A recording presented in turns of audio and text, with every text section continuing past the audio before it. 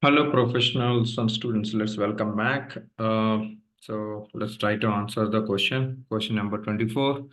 What are all the below options correct for free goods condition records in SAP ECC or S4 HANA? Okay.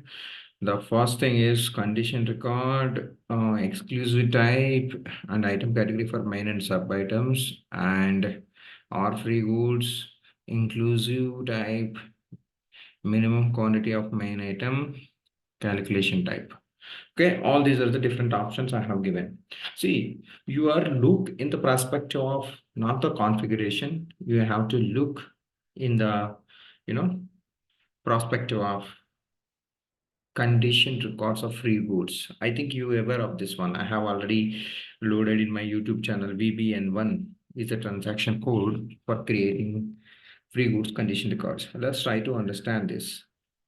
Exclusive type is available for exclusive free goods. So answer A is correct. Condition record itself is a vague statement. It is not at all correct. And C, item category of main items, sub items. You are not going to enter item category in while maintaining condition record. Any one of the pricing scenario, if you take any item category you take while maintaining condition record, you don't maintain item category. Item category used in configuration. C is wrong. Or free goods. Correct. It is there in free goods. And inclusive type is correct.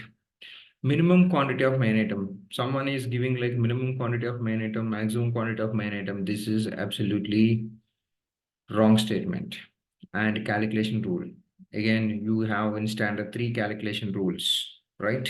So it is very, very important. You go and check in your condition record, you can find 3 calculation okay, rules. So A is correct and D, E is correct and G is correct. So answer is A is correct, okay, D, E is correct, and finally G is correct. 4 answers are correct.